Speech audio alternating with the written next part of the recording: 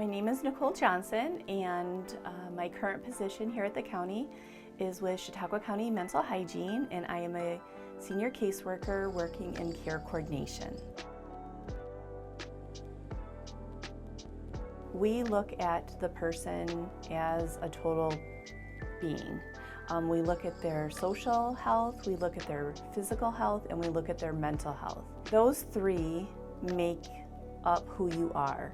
And if one is off, it kind of throws the other two off. So for instance, say you have depression and you can't get off the couch, or you're having racing thoughts, or any number of symptoms.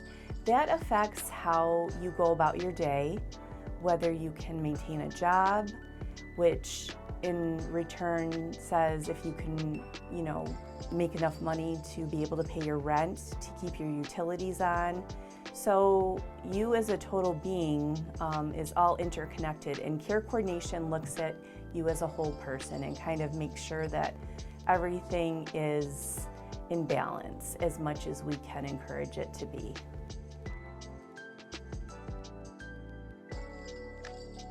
Anyone that is in need of a little extra help.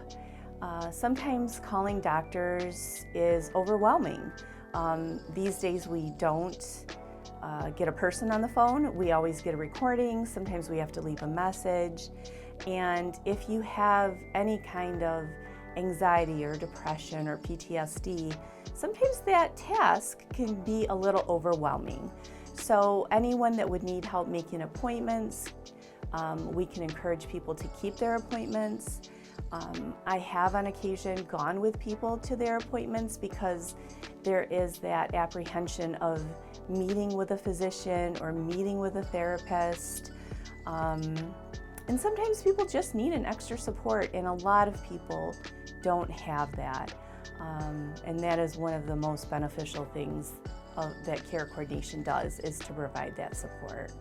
I've also helped a lot of individuals that have looked for housing that also have a mental health diagnosis, and people that aren't connected. Some people, it's very hard for them to leave their house, their neighborhood.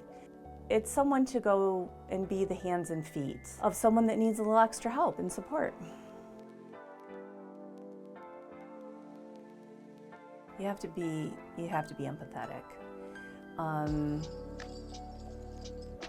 You have to be able to imagine yourself in someone else's shoes. And it's not feeling sorry for people, it's understanding where people are at. And I think that that is the most important skill. From that, comes, knowing your resources in your community, being able to kind of be that buffer between you and the doctor or, the receptionist. But ultimately, I feel the most important is empathy. I've had some wonderful success stories. I had an individual that came out of prison that was incarcerated for 25 years. We were able to find housing for him. And when he first was out of incarceration, his efficiency apartment was just too much for him. And efficiency usually is just one room with your kitchen and your bedroom all in one. But for 25 years, that was not what his reality was. And so slowly but surely, he was acclimated to using his whole apartment with encouragement from his therapist. We were able to get him linked with primary care, which is really important. It's a great benefit for care coordination. We try to limit utilization of the ED. To lower that utilization, people have to have primary care. And they have to know about the supports in their area, such as urgent care. That individual, urgent care didn't exist 25 years ago when he was incarcerated. So there was many different societal benefits that he wasn't used to. So yeah, he was one of my best success stories, and through peer group, he was able to find a network of friends that, he might not have typically had the interaction with in the community, but they were all individuals that had the same kind of goal in mind, to have a stable living environment, have stable friendships. And to my knowledge, I talked to him about a year ago. I saw him in the community. He was still doing well. I didn't ask him about his friendships, but he looked good, he looked healthy, and he had the same apartment. So that was one of the greatest success stories. So I think for me, it's like being able to just help people. I find great satisfaction in that, whether it is a phone call that I help them with, or if it's an apartment that I help them find, or getting linked with a new doctor. For me, I like that. Now, don't get me wrong, when people say thank you, that always is a great feeling, but in general, it's personal satisfaction to know that I helped another human being in my community. One of the biggest challenges I think in life, for everyone as being a human being, is changing routine, changing mindsets.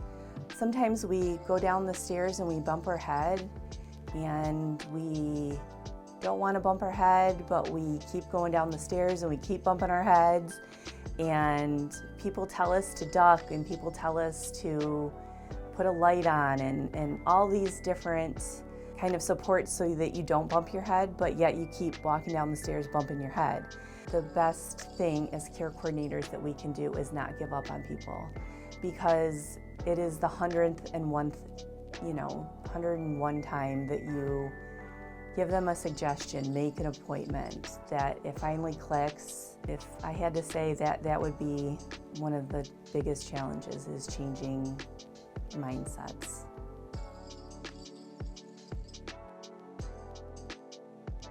I think we do a very good job in Chautauqua County of having resources for individuals. Not-for-profits and other programs are kind of hurting, but as much as is out there, I think Chautauqua County does a really good job of kind of uniting all of the services out there. When you're in a social work field, you want the betterment of humanity. And the reason why I do what I do is because of my own situation and my own understanding of how the healthcare system works, and being an advocate for people. And if you know how it works, then you know how to work it. And a lot of people don't know that. I took a class that talked about health habitus. And your health habitus is why you do what you do in the healthcare field. So she started off with asking me, why do you brush your teeth? Well, personally, I brush my teeth so my breath doesn't stink, and so that my teeth stay healthy, right? But as a child, my father told me you have to brush your teeth so your breath doesn't stink, right? So we were fortunate enough to always have toothbrushes and always have toothpaste. So that was my health habitus.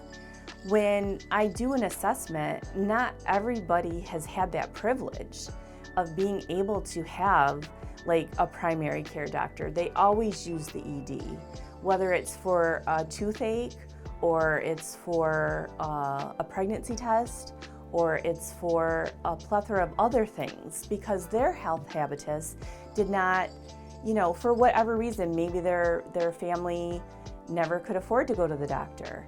Maybe their family always used holistic medicines. And again, it kind of all rolls back to the empathy. You have to understand where people are coming from to help them move forward. And it doesn't have to be in the way that I want them to move forward. It has to be in the way that they want to move forward, and I have to be able to understand that to help them move forward.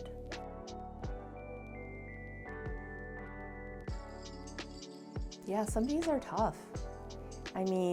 We have all just about in this office had clients die from natural causes, from overdoses. So outside of work, I'll be honest with you, sometimes I've had such a rough day, I go home and I lay down on the floor and put my feet on the wall and kind of just like close my eyes and relax. Yeah, and it's hard because of the empathy piece. Like if you didn't have empathy and you don't care about people, you can't do this job, right? So it's finding the balance of not taking it home, not having to think about your clients all weekend long, or the crisis that happened on Friday afternoon, which it always happens on Friday afternoon. So yeah, on really bad days, that's what I do. And then I also like craft, I walk, I make my own cards. And I know that some of the other individuals in the office also do needlepoint. They spend time with their kids, they go hiking.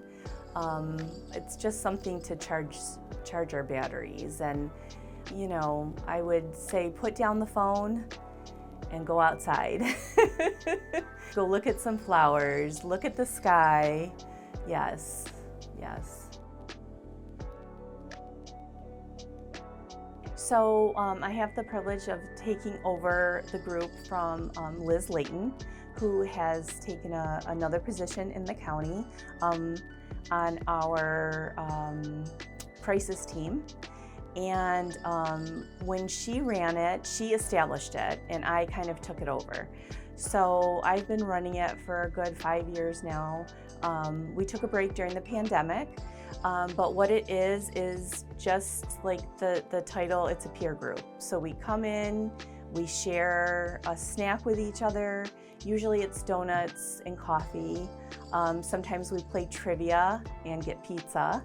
But it's a group for an hour that you can just kind of relax and be yourself. Some of our participants won't necessarily like what we're doing that day. Sometimes we do crafts, most of the times we do crafts, and it's not their jam, and that's okay. They can just take part in sitting with friends, and there's always a great discussion.